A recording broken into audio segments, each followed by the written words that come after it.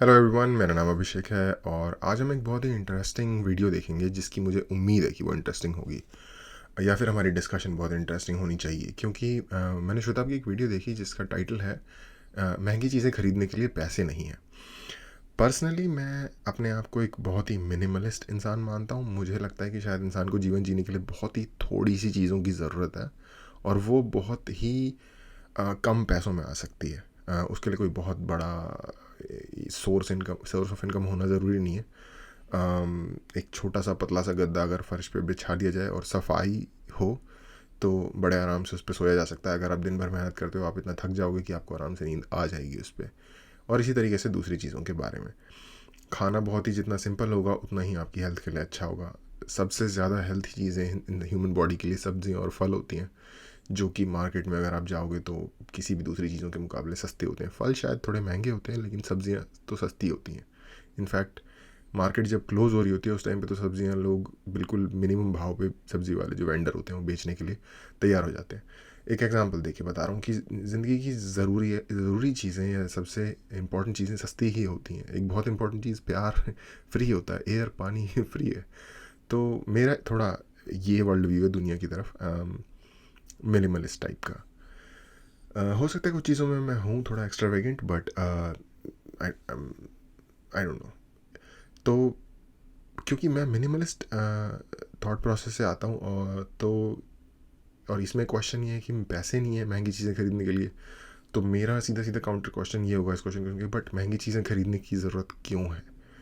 अम, तो मैंने सोचा कि मेरा और क्योंकि ये फाइनेंसेस और पैसे से रिलेटेड क्वेश्चन है जो कि हम अक्सर बात करते हैं पॉलिटिक्स की, जियो पॉलिटिक्स की, स्पिरिचुअलिटी की, कल्चर की, लैंग्वेज की, आर्ट की। ये चीज़ें कहीं ना कहीं एक एब्स्ट्रैक्ट में होती हैं जो डायरेक्टली हमें एवरी डे में इफ़ेक्ट नहीं करती। बट मनी एक ऐसी चीज़ है या पैसे का ना होना, अभाव, या ये चीज़ एक ऐसी चीज़ है जो हमें डायरेक्टली एवरी डे इफ़ेक्ट करती है। पैसे के बारे में एक और बड़ा ही इंटरेस्टिंग थॉट है जो मैंने सुना है। पैसा एक ऐसी चीज़ है कि जो उसकी पैसे की प्रॉब्लम तब रियलाइज़ होती है जब पैसे आपके पास ना हो। अगर आपके पास बहुत पैसा हो तो आपको ऐसा नहीं लगेगा कि ओहो कोई बहुत बढ़िया चीज़ है। और ये एक्चुअली कोड बहुत ही इंटरेस्टिंग बंदे का, एंड्रयू टेट ने ये बात की थी। उसने कहा था कि पैसा पानी की तरह है। आई थिंक उसने ऐसा ही कुछ कहा था, एग्जैक्ट कोट याद नहीं है। कि मतलब पानी अगर आपको, चाहे आपके पास जितना मर्जी पानी हो, आपको उसकी अवेलेबिलिटी से कुछ पता नहीं चलता कि हाँ मेरे पास कोई बहुत इंपॉर्टेंट चीज़ है। उसकी प्रॉब्लम आपको तब रियलाइज़ होती है जब वो पानी आपके पास ना हो। तो एनीवे, वीडियो की तरफ बढ़ते हैं और देखते हैं क्या बात हो रही है। और एक बात और, मुझे काफ़ी लोगों ने कहा कि ठीक है मुझे अकाउंट बनाना चाहिए इंस्टाग्राम पे। तो मैं थोड़ा सा सीखने की कोशिश कर रहा हूँ कुछ वीडियोस वगैरह देख के और कुछ फ्रेंड्स वगैरह से भी आइडिया लेके कि कैसे इंस्टाग्राम चलाते हैं, जिनको थोड़ा बहुत आइडिया है। थोड़ा सीख के फिर मैं कुछ दिनों में अकाउंट बना के शेयर करूँगा इस पर। और फिर आप में से जो लोग अगर कोई क्वेश्चन पूछना चाहें या कुछ जो आप यहाँ नहीं पूछ पाते तो आप कर सकते हैं वहाँ बात। एनीवे, तो वीडियो की तरफ चलते हैं और फिर बात करेंगे उस पर। नमस्ते भाई। जुड़ा को बहुत कस के तो थोड़ा सा सब्र कर लेना, थोड़ा सा पेशेंट हो जाना मेरे साथ। प्रॉब्लम आई है इंसान की, कपड़े शपड़े दूसरों के देखते हैं, मेरे पास है नहीं, मैं अफोर्ड नहीं कर सकता पहनने को। काम कर रहा हूँ, मेहनत कर रहा हूँ बढ़िया, लेकिन ये जो इनसिक्योरिटी है, जो मुझे बुरा लगता है कपड़े नहीं पहन सकते, इसको लेकर मैं कैसे इसको परसीव करूँ, हाउ टू डील और हाउ टू सी दिस, ठीक है, how to go about this basically. मैं एक थोड़ा एक आप कोई सोचेगा कि यार इसको तो बोलने से सीधा जंप कर गया, बट मैं इसमें बहुत ही अपने पर्सनल एक्सपीरियंस से एक बात शेयर करना चाहता हूँ। मैं जब 12 साल का था या 11 साल का, छठी या सातवीं क्लास में था, उस वक्त मैंने एक बुक पढ़ी थी। डेविड श्वार्ट्ज, आई थिंक एक अमेरिकन ऑथर है, मोटिवेशनल ऑथर। उनकी बुक मैंने पढ़ी थी 11 या 12 साल में। आपको कहोगे 12 साल में कौन ऐसी किताबें पढ़ता है? बट मेरा ऐसा नेचर था कि मुझे अगर बुक मिल गई तो मैं उसे चाट जाता था। पढ़ी हुई थी घर में कहीं पे, पता नहीं कौन लाया था, और हिंदी में थी वो। उसका the magic of thinking big, उसकी एक बुक है, डेविड शॉर्ट्स की बहुत फेमस बुक है। उसका हिंदी ट्रांसलेशन थी वो बुक और उसका नाम था बड़ी सोच का बड़ा जादू। ये मैंने बुक पढ़ी थी और मुझे फैसिनेटिंग लगी थी क्योंकि उसमें सारे कॉन्टेक्स्ट एग्जाम्पल वगैरह जितने भी हैं वो अमेरिका के उसमें दिए गए हैं। तो उसमें कपड़ों के बारे में या जिस तरह से अपने आप को आप ड्रेस करते हो उसके बारे में, और मुझे वो बिल्कुल विविडली मेरी मेमोरी में वो पूरी बुक ताज़ा है। और आई थिंक मेरे पर्सनैलिटी पे उस बुक का काफ़ी असर पड़ा, क्योंकि आप जब 11 साल की उम्र में ऐसी बुक पढ़ोगे तो आप पे फ़र्क तो पड़ेगा ही। और मुझे लगता है शायद अगर आप भी छोटे हो और आपको लगता है कि थोड़ा आपको दुनिया के बारे में जानने की ज़रूरत है, वो बुक शायद बहुत सस्ती मिल जाएगी, 40-50 रुपये की मार्केट में, लेके पढ़ो। हिंदी में भी अवेलेबल है, इंग्लिश में भी अवेलेबल है, जिसमें भी आप कंफर्टेबल हो। तो उस बुक में अटायर के बारे में जो जो मुझे याद है जो उस बुक में कहा गया था, वो ये था कि अगर आप एक शर्ट खरीद सकते हो लेकिन वो शर्ट अच्छी क्वालिटी की है और आपके पास उतने ही पैसे हैं कि आप एक ही ले पाओ, तो आप वो एक ही शर्ट लो। अच्छी क्वालिटी के कपड़े, चाहे आप उनको, अच्छी क्वालिटी के कपड़े क्लीन होने चाहिए, ये दो इंपॉर्टेंट चीज़ है। ज़रूरी नहीं है कि आप जो चमकीले भड़काऊ कपड़े हैं वो आप 10 ले लो या फिर चीप टाइप के और फिर आप रोज़ पहन रहे हो, ये इतना इंपॉर्टेंट नहीं है। अगर अच्छी क्वालिटी है और उसको साफ़ रखो, आप उसको रिपीटेडली पहनते हो, इट्स नॉट अ प्रॉब्लम। अगर आपके पास पैसे नहीं है तो क्वालिटी ऑलवेज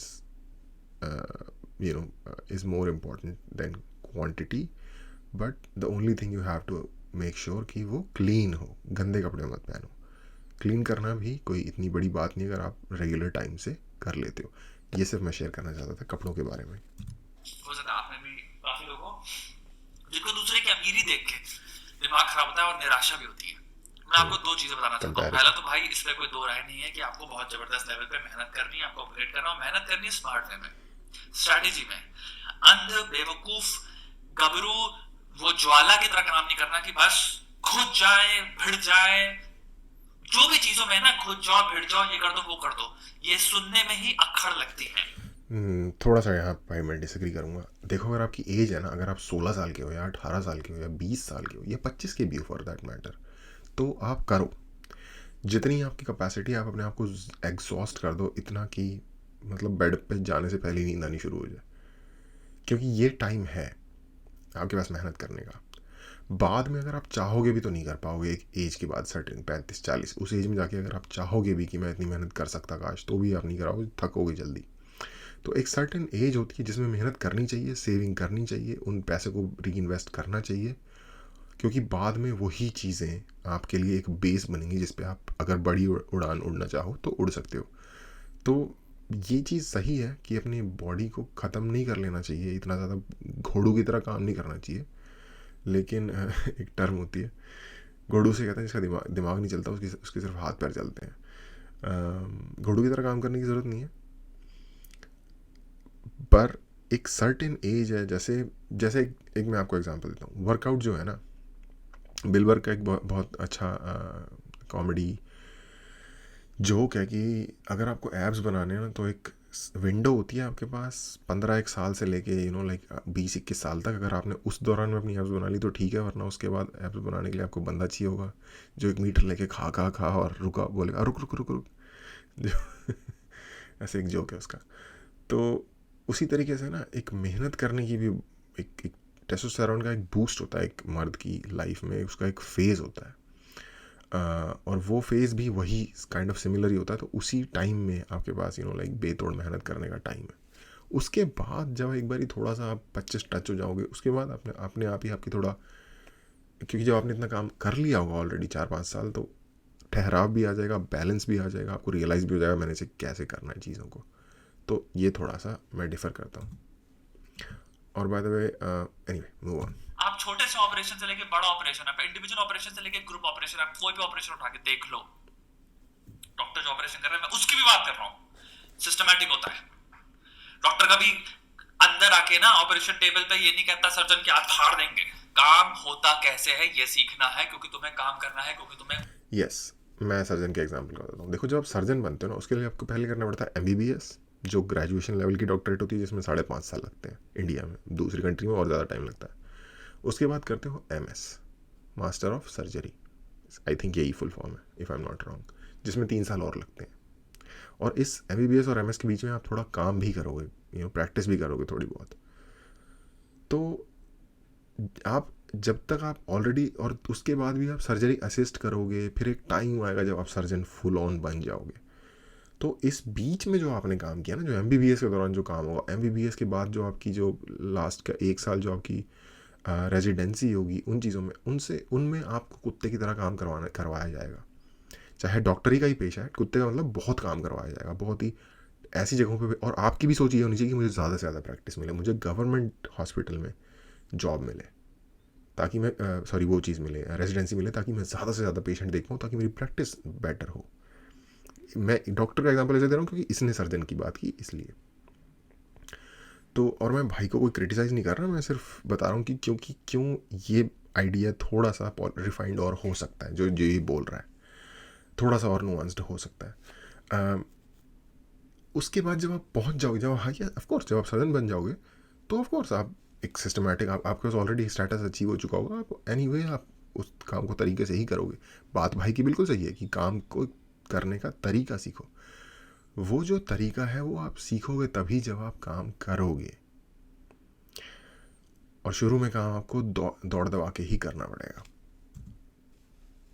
मुकाम पे पहुंचना है। आर्थिक परेशानियां, स्ट्रेस को लेके परेशानियां, घर को ना चीजें दे पाने की परेशानियां, जिम्मेदारी की परेशानियां, अपने ऊपर अपने एवोल्यूशनरी जो पर्पसेस है उनको फुलफिल ना करने की परेशानियां। हो सकता है मैं काबिल ही ना हो किसी एक युवती के लिए, मुझे एक दिन कोई प्यार करेगी। सबके लिए पैसा चाहिए ना, तो पहले। और एक बात और मैं ऐड कर देता हूँ कि ना, ये इंडिविजुअल की नेचुरल नेचर जो होता है ना उसका, उस पर भी डिपेंड करता है। कुछ लोग होते ही घोड़ू टाइप के हैं और कुछ लोग होते ही सिस्टमैटिक हैं, तो इनमें भी फ़र्क पड़ेगा। दूसरी बात है यार, हर चीज़ के लिए पैसा चाहिए, ऑफ कोर्स बिल्कुल सही बात है। पहले सीखो सिस्टमैटिकली काम कैसे करते हैं, इसलिए 5 घंटा रोज काम करना शुरू करो या 4 घंटा रोज काम करना शुरू करो, और धीरे धीरे उसमें सिस्टम लाओ जिंदगी। यस, आया ना उसी बात पे, वही कह रहा ना कि 5 घंटा 4 घंटा काम करो। जब करोगे तो पता चलेगा कि कैसे होता है। हो सकता है आप किसी और से सीखो, या हो सकता है आप अपनी खुद की प्रैक्टिसेस डेवलप कर लो, अगर आप बहुत ही ज़्यादा लाइक इंस्टिंक्चुअल और ऑब्जर्वेंट हो तो। में पैसा इसलिए कमाते हैं ताकि इंस्टिंक्टिव आपको होता है। पैसे से मुक्ति मिले, समझना। The point of stability, financial stability, is you're not worried about money anymore. Exactly the same point, मैं जो एंड्रयू टेट का आपको पॉइंट बता रहा था कि पैसा आपको इसलिए नहीं चाहिए होता क्योंकि पैसा चाहिए। पैसा आपको इसलिए चाहिए होता है क्योंकि तो आपको पैसे की कमी को हटाना है, ये मुद्दा है। एरिस्टोटल ने 2500-2600 साल पहले ही जो ग्रीक डेमोक्रेसी होती थी वहाँ पे उसने बोला था, जो बंदा फाइनेंशियली इंडिपेंडेंट नहीं है उसको वोट देने का अधिकार नहीं होना चाहिए। क्योंकि जो बंदा फाइनेंशियली इंडिपेंडेंट नहीं है, मैं ऐसा नहीं कह रहा कि आज वो अप्लाई कर लो, बट मैं बता रहा हूँ इन्फॉर्मेशन। जो बंदा फाइनेंशियली इंडिपेंडेंट नहीं है, क्यों नहीं होना चाहिए? क्योंकि वो पैसे की दौड़ में लगा हुआ है, एवरीडे सर्वाइवल की दौड़ में लगा हुआ है। उसके पास टाइम ही नहीं है ये सोचने का कि कौन सा कैंडिडेट या क्या पॉलिसीज़ बेटर होंगी कंट्री के लिए या स्टेट के लिए। तो इतनी ज़्यादा इंपॉर्टेंट है फाइनेंशियल इंडिपेंडेंस। मटेरियल बात आपको हमेशा उस लूप में फंसाए रखेगा जिसमें तुम भागते रहोगे। वही मैं कह रहा हूँ, भागता आज ये रहेगा। रूप है तो कल कोई रूप है, कल इस तरह की चीज है, कल वो तरह की चीज है। तुम क्या कह रहे हो, मेरे को किस बात का डर है, मेरे पास कपड़े नहीं है, लेट्स जस्ट से वापस मैं 10 लाख रुपए डाल देता हूँ, तुम जाओगे कपड़े खरीद डालोगे, बाहर डालोगे तुम्हारे उसमें, ठीक है। आप वो कपड़े 6 महीने में हो गए पुराने, सारे के सारे जो खरीदे थे। कपड़े के अलावा तुम्हें पता चलेगा 10 लाख है, तो मैं और 10 लाख के अंदर अंदर दायरे में जितनी चीज आते हैं वो क्या खरीद सकता हूं, वो भी खरीदोगे तुम बैठ के। इस रेस का कोई अंत है नहीं। हमें जीवन में आगे बढ़ना है पैसा कमाने की ओर, इस अवेयरनेस के साथ कि हमें पैसे की गुलामी भी नहीं करनी। यानी कि एक तरफ मुझे पैसा बहुत कमाना है, लेकिन दूसरी तरफ मुझे पैसे से मुक्ति चाहिए। मैं इसलिए कमा रहा हूं, मैं पैसे को गुलाम नहीं हूं कि मेरी पूरी जिंदगी से भी हो जाए मैं लोगों को बताऊं मेरे पास कितना पैसा है, मेरी पैसे ही मेरी आइडेंटिटी है, मैं इतने महंगे कपड़े पहनता हूं, मैं इतनी महंगी कार में चलता हूं, ये देखो मेरे पास ये गैजेट है। उन तरह के लोगों से मिले हो ना, वहां झटुए लगते हैं कि नहीं लगते, दिमाग खराब होता है कि नहीं होता। 15 मिनट बाद बस कुछ होता नहीं है बात करने को, उसको लगता है। भाई एंड्रयू टेट की इतनी बेइज्जती आपने कर दी इस वीडियो में, अगर उसको पता चल गया तो जहाँ आप रहते हो वहाँ से रोमानिया ज़्यादा दूर नहीं है। मैं समाज में एक ही तरह से जीत सकता हूँ जहाँ पे एंड्रयू टेट कह रहा होगा, अबे मैंने क्या किया, अबे मुझे क्यों पेला। अगर तुम समझोगे कि जीवन को जीने का मतलब जीतना है ही नहीं, क्योंकि एंड में तो मौत है, सबके जीवन का अंत है मौत। फाइनल एंड तो कौन सी जीत की एक्चुअल में इतनी बड़ी वैल्यू है कि वो मौत को हरा दे? घंटा नहीं है तो जीतना तो वैल्यू है ही नहीं ना लाइफ की। मैं स्टोइसिज्म की कभी कभार बात करता हूँ। स्टोइसिज्म का एक बहुत ही इम्पॉर्टेंट टेनेट है मोमेंटो मोरी, कि I am gonna die, at some point I am gonna die. तो एग्जैक्टली वही बात है। चैन से जी पाना है। सुख शांति चैन के लिए पैसे की जरूरत है, इसलिए पैसा कमाओ। दूसरा प्रोसेस जो तुम अपने दिमाग में शुरू करना है वो यही है कि ये जो चोचले हैं जीवन के जिसमें तुम्हें फंसाया जाएगा, इससे बाहर निकलो कि तुम हो क्योंकि तुम्हारे पास पैसा है, ये आइडेंटिटी, पैसे की गुलामी, पैसे के द्वारा जो चीजें हम खरीदते हैं उनकी गुलामी, वो सब तुम्हें जो गुलाम बनाते हैं, कंज्यूमर बनाते हैं। तुम्हें लगता है कि बिना मैं कुछ नहीं, और जब मेरे पास ये चीज होंगी तब मैं कुछ होऊंगा, और तब मैं इंस्टाग्राम में डाल सकता हूँ, तब मुझे लोग देख सकते हैं, तब मैं इनके बराबर खड़े हो सकता हूँ। ये स्टेटस, सोचो कितनी बेवकूफ चीज हुई पैसा कमाने के लिए। What's the fucking point of earning money?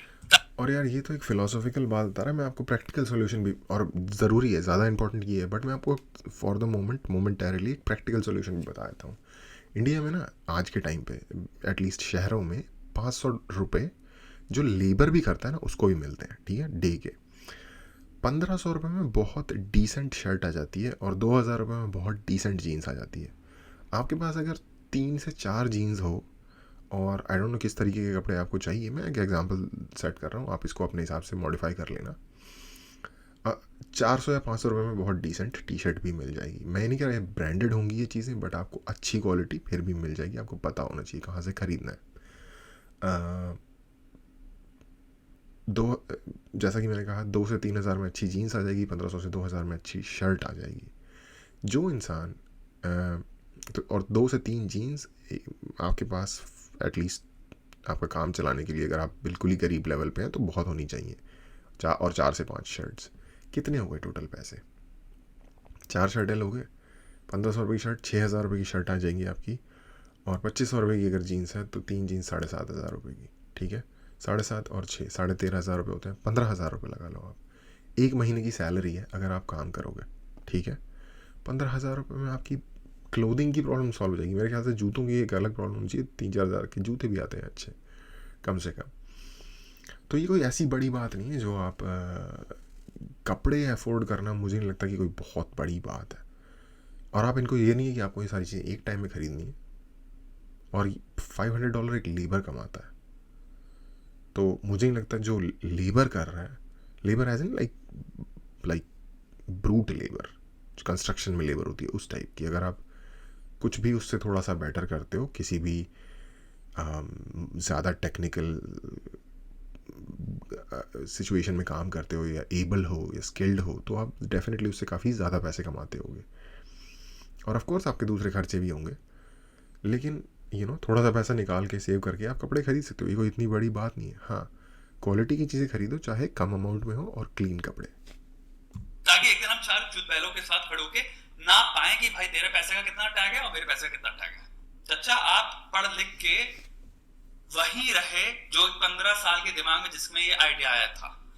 अगर एक तरफ इवॉल्व कर रहे हो, बढ़ रहे हो आगे, तो अपनी बुद्धि में जीवन को जीना कैसे है उस सोचों में भी तो बढ़ो ना। अगर दिमाग से अभी वही 15 साल के बच्चे के दिमाग में जो चीजें थी वही फुलफिल कर रहा हूं, तभी मैं देखता हूँ 40 साल के आदमी का पैसा हो गया, कर क्या रहे हैं, वही बैठ के लड़कियों पीछे भाग रहे हैं 20 साल के, 19 साल की। तो आप वही 15 साल की मुठबाजी तो भाई आज तो एंडरटेट के पीछे ही पड़ गए। आपकी दिमाग की ग्रोथ क्या रही? क्या के अंदर 40 साल में इतनी वृद्धि नहीं हुई दिमाग में, चरित्र में, अपने कर्म में, कि मैं रोक पाऊं मैं जो 15 साल में जो लड़का था उसको अपने अंदर से। वही तो रहना फिर तुम। अगर तुम 40 साल की हो के तुम्हें लग रहा है मैं वही 15 साल की सुंदर लड़की क्यों नहीं हूं, इसके लिए मैं दुनिया भर की सर्जरी कराऊंगी, मेरे को कुछ भी हो जाए, मैं ये दुनिया में इस निष्कर्ष से मैं किसी भी तरह का रिलेशनशिप नहीं कर सकता कि भैया मेरी उम्र हो गई है। तो तुम कौन हो? दिमाग से तो तुम अभी वही 20-22 साल की लड़की हुई ना, जो कि हैंडल नहीं कर पा रहा कि भाई एज हो रही है हमारी, और जीवन का मतलब क्या है इन दोनों लोगों के? मैं हमेशा से अमीर दिखूं? अबे हम सब एक खतरनाक लेवल पे भौतिक भ्रमों में फंसे हुए हैं। पैसा एक रियल लाइफ में एक प्रैक्टिकल पॉइंट ऑफ व्यू से बहुत जरूरी चीज है, बहुत जरूरी चीज है।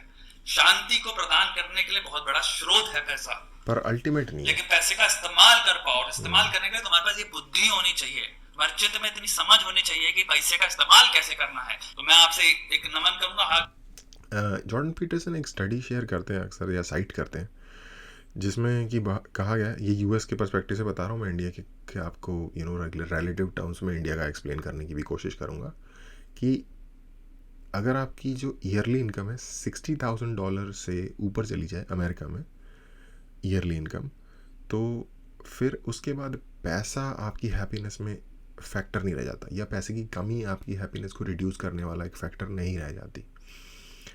अगर आप उसको इंडिया की टर्म्स में देखो तो 60,000 का मतलब हो गया $5,000 महीने के।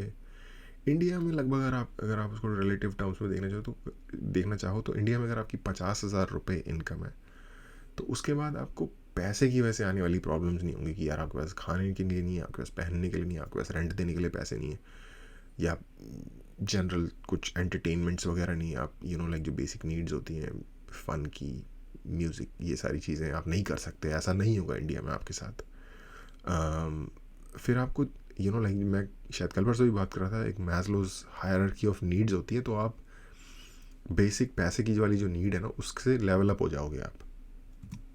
जोड़ के मेरे दोस्त अपने दिमाग में हो सके तो आज जो भी चीजें हैं मैं समझ सकता हूँ ये है, बट इनको विजिबली देखना स्टार्ट करो। इनको देखो कि ओके मैं फील कर रहा हूँ, ठीक है, मैं क्यों फील कर रहा हूँ और इसका अंत क्या है। अभी तुरंत आंसर नहीं मिल जाएगा। जीवन में समझदारी का उत्तर से ऐसे नहीं मिल जाता कि प्रश्न पूछ लिया और मिल गया। साल हो सकता लग जाए, लेकिन मेरे दोस्त उस पथ पे चलना तो शुरू करो। प्रश्न पूछ के कहो कि मैं खोजना चाहूंगा इसका उत्तर, वो उस पर 4 साल बाद समझ में आए, लेकिन जो पथ पे चल गया वो एक दिन पहुंच जाएगा।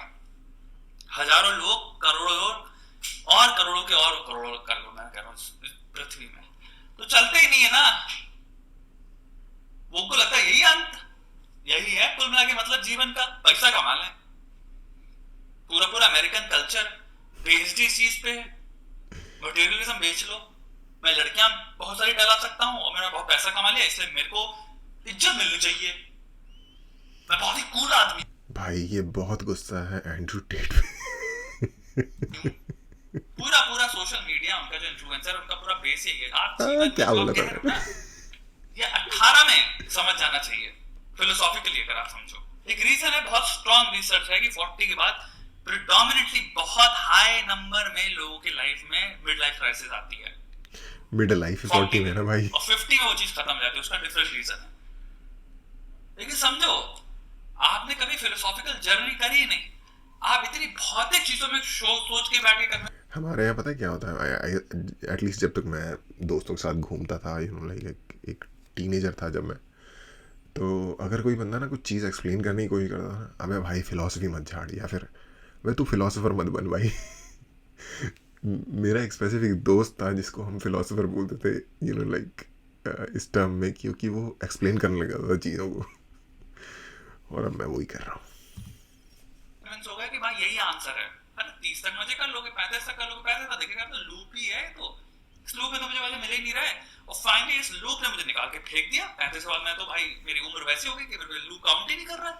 अभी कह रहा है आप ओल्ड हो गए हो, करते रहो, तुम इररेलेवेंट हो गए हो, इनसिग्निफिकेंट हो गए हो। 40 में कैसे नहीं आएगा कि भाई जितना भी कुछ किया, जितना भी कुछ पाया, जितना भी पैसा कमाया, वो तो खुशी नहीं दे रहा।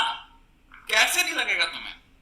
मैं कौन हूं पे तुम गए नहीं, कोई सेल्फ कंट्रोल है नहीं, अपने जीवन को कभी कंट्रोल वे में नहीं जिया नहीं, तुम कंट्रोल क्या कर रहे? नहीं, ये तो जो बात कह रहा है ना, ये इसका सोल्यूशन है इंट्रोस्पेक्शन। और इंट्रोस्पेक्शन अगर आप नहीं करोगे तो आप पैसा भी शायद नहीं कमा पाओगे। क्योंकि इंट्रोस्पेक्शन तो जिसे कहते हैं ना कि एक चैनल है बहुत अच्छा यूट्यूब पे, मैं शेयर करूँगा, the school of life. The school of life में एंजाइटी सॉल्यूशन का मैंने बहुत साल पहले एक वीडियो देखा था जिसमें कि उन्होंने एक स्टेप बाय स्टेप तरीका बताया था कि ऐसे आप एक नोटपैड लो, अपने आप से ये क्वेश्चन पूछो, फिर आप उनके दिमाग में आंसर सोच के उन आंसर्स को लिखो। ये एक छोटा सा इंट्रोस्पेक्शन सेशन है। मेरे ख्याल से हर इंसान को एटलीस्ट 3 महीने में एक बार अकेले बैठ के 2 घंटे का फ्री टाइम निकाल के, कॉफ़ी का कप बना के, या चाय पी पसंद है तो चाय, या जिसको कुछ भी पसंद है वो कुछ क्वेश्चंस लिखे कि यार मैं कहाँ हूँ लाइफ में, मुझे क्या करना है अगले 5 साल में, आज मुझे किस चीज़ की सबसे ज़्यादा ज़रूरत है, क्या चीज़ मिल जाएगी तो मुझे अच्छा फील होगा, किस चीज़ ने मुझे परेशान किया हुआ है। इस तरह के लाइक 30, 40, 50 क्वेश्चंस लिखे, और उन क्वेश्चंस को लाइक जितना ईमानदारी से और थॉटफुली हो सकता है आंसर करने की कोशिश करे, ताकि उस मोमेंट में लाइक आपके माइंड में एक रीसेट हो अपने खुद के बारे में। क्योंकि मेरे साथ ये पर्सनल एक्सपीरियंस है, मैं कई बार किसी चीज़ में लगा रहता हूँ, टाइम निकलता जाता है, मुझे रियलाइज़ नहीं होता, और फिर एक स्टेज आती है कि मैं पजल हो जाता हूँ। फिर मुझे रियलाइज होता है नहीं, अब मुझे बैठ के अपने आप से पूछना है कि मैं हूँ कहाँ और मैं परेशान क्यों हूँ, क्या चीज़ मुझे तंग कर रही है। तो फिर मैं ये सारे क्वेश्चन अपने आप से लाइक जो मैंने कहे और इसके अलावा और भी बहुत सारे क्वेश्चन मैं ऐड करता हूँ कि क्वेश्चन के बाद क्वेश्चन लाइक जैसे प्रोबिंग कहते हैं, एक क्वेश्चन का आंसर तो उससे नया क्वेश्चन निकलता है, उसके आंसर से नया क्वेश्चन। इस तरीके से मैं अपने आप को लाइक एक मेंटल रीसेट अपना करने की कोशिश करता हूँ, जिसको आप इंट्रोस्पेक्शन का एक पर्टिकुलर तरीका कह सकते हो। तो मुझे ये बहुत ही नीडेड चीज़ लगती है लोगों की लाइफ में, जिनको करनी चाहिए। और वो अगर आप करते हो तो जो ये प्रॉब्लम बता रहे शुताब, आप इस प्रॉब्लम में जाओगे ही नहीं मेरे हिसाब से कभी। अपने पैसा कमाने की कैपेसिटी जो तुम 20 25 30 साल में सीख चुके थे, पैसा तो कमाना शुरू कर ही दिया था ना तुमने। अगर 47 तक भी तुम्हारी जिंदगी यही है कि बस मैं पैसा और कमा लूं, तो तुम में और वो 25 साल के इंसान में डिफरेंस क्या है? अबे 25 साल के इंसान का टेस्ट है पैसा कमाना, 45 या 40 साल के या 35 साल के इंसान का टेस्ट कुछ और होना चाहिए ना। पैसा तो 25 साल से शुरू हो गया ना कमाना। अबे पैसे को साइड में रखो और बड़ा मेरा पैसा नहीं, पर 35 साल के इंसान का भी करियर गोल होता ही है। हो सकता है उसने स्टार्टअप शुरू किया हुआ हो सकता है उसने कोई लाइक कोई प्रोजेक्ट अपने लिए कर रहा हो, या कोई किसी भी टास्क को उसने लिया हुआ जिसमें वो बिजी हो, और वो पैसे से रिलेटेड या अनरिलेटेड दोनों हो सकता है। ज़रूरी नहीं है कि वो पैसे से टोटली अनरिलेटेड हो, चाहे 35 या 40 साल की उम्र में भी हो। पर्पस क्या है, मेरी बुद्धि का, मेरे एग्जिस्टेंस को लेके मैं कैसा इंसान बनना चाहता हूँ, किस चीज का गुलाम बनना चाहता हूँ, किस चीज को चाहता हूँ मेरी जिंदगी में जो मेरे से ऊपर हो, और कौन सारी चीजें हैं जो एलिमेंट मुझे खतरा दे, जिनको मैं अपने नीचे कंट्रोल में रखना चाहूंगा। पैसा वन ऑफ द एलिमेंट है जिसे तुम्हें अपने कंट्रोल में रखना है, तुम्हें अपने सर पे नहीं चढ़ाना उसको। तुम्हारी आइडेंटिटी नहीं है पैसा, तुम्हारी आइडेंटिटी होमो सेपियन है, मैमल है, प्राइमेट है। अब उसके ऊपर तुम क्या करते हो तुम्हारे कर्म बताते हैं। तुम्हारी कर्म और तुम्हारी सोच बताएगी तुम्हारी आइडेंटिटी क्या। पर यार आइडेंटिटी जिसे कहते हैं ना कि आप कौन हो और आपने क्या करना है, ये तो मेरे ख्याल से 35 नहीं, ये तो मेरे ख्याल से एटलीस्ट एक ब्लरी विजन। मैं ये नहीं कह रहा 100% सॉर्ट आउट हो जाना चाहिए, कि 100% तो शायद कभी लाइफ में सॉर्ट नहीं होता, बट एक जनरल आउटलाइन तो आपके पास 18-19 में होनी चाहिए। क्योंकि अगर आपके पास नहीं है तो जब आप 18 साल की उम्र में हाई स्कूल पास करोगे तो आपको पता कैसे चलेगा कि आपको कहाँ जाना है यहाँ से। अब हाई स्कूल से पास आउट होना ऐसे है जैसे आप घर से निकले।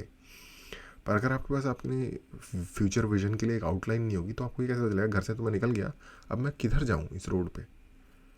तो ये वो वाली सिचुएशन हो जाएगी अगर आपके पास ज़ीरो अंडरस्टैंडिंग है फ्यूचर की। क्या है उसके ऊपर। अब तुम्हारी सोच कितनी तुमने डेवलप करी, ये है प्रश्न, क्योंकि तुम्हारी सोच जितनी डेवलप्ड है वैसे तुम्हारे कर्म दिखेंगे। ये मैं कह रहा हूं, ठीक है। चलो ओके, मुझे मज़ा आया। मैंने सोचा था इंटरेस्टिंग होगी और इंटरेस्टिंग हुई ये कॉन्वर्सेशन। मुझे एक्चुअली मैं काफ़ी एक्टिव फील कर रहा हूँ इसमें। कभी कभार ऐसा होता है कि आपको पूरी चीज़ समझ में नहीं आ रही थी तो आप थोड़ा डल हो जाते हो, तो बट मुझे इसमें मज़ा आया। और मैं एक और चीज़ एंड में शेयर करना चाहता हूँ। मैं थोड़ा सा अकाउंट को अपने ट्विक कर रहा था तो मुझे रियलाइज़ हुआ कि आप एनालिटिक्स चेक कर सकते हो, और मैंने एनालिटिक्स में देखा कि जो व्यूअरशिप है वो ज़्यादातर यंग लोगों की है। और मैंने ये भी रियलाइज़ किया कि काफ़ी सारी चीज़ों में कंफ्यूज होते हैं लोग, या चीज़ों की क्लैरिटी, अंडरस्टैंडिंग की जो क्लैरिटी होती है वो थोड़ी मिसिंग होती है। और इस टाइप की वीडियो से लाइक उस क्लैरिटी को प्रोवाइड करने में एक मौका मिलता है। तो जो लोग भी अभी देख रहे हैं, अभी यहाँ तक आए हैं, वो प्लीज़ मुझे बताओ कि अगर आपको इस टाइप के लाइक लाइफ और ज़िंदगी को कैसे लाइक करियर से रिलेटेड क्वेश्चन या क्या किया जाना चाहिए। क्योंकि मुझे लगता है कि मुझे इस फील्ड में काफ़ी अंडरस्टैंडिंग है कि अगर आप एक सर्टेन स्टार्टिंग एज में हो, हाई स्कूल से निकल रहे हो, और आपके पास एक लिमिटेड अमाउंट ऑफ रिसोर्सेज है, पैसा है, आपको क्या करना चाहिए, किस चीज़ में आपका इंटरेस्ट है, इसके हिसाब से मैं चीज़ें सजेस्ट कर सकता हूँ। क्योंकि मैं उस दौर से गुजरा हूँ और मैंने इनफाइनाइट एक्सपीरियंसेस किए हैं। एक्सपीरियंसेस से मतलब एक्सपेरिमेंट्स किए हैं, I am sorry, infinite experiments किए हैं। और मैं बहुत ही ज़्यादा कंस्ट्रेंड सिचुएशन से बाहर निकल के आया हूँ। तो मुझे लगता है मैं इसके इन चीज़ों में कुछ कॉन्टेक्स्ट प्रोवाइड करने के लिए केपेबल हूँ। और अगर आपको लगता है कि आप जानना चाहते हैं उस बारे में तो मुझे बताइए कमेंट में, और मैं इस तरीके की चीज़ों से लेके कि अगर आप एक सर्टेन सिचुएशन में हैं तो आपको क्या करना चाहिए, या इस तरीके की सिचुएशन पे, तो मैं कोशिश करूँगा जो जितनी मैं गाइडेंस प्रोवाइड कर सकूँ मेरी कैपेबिलिटी के हिसाब से वो मैं करूँ। तो आज के लिए इतना ही। देखने के लिए थैंक यू।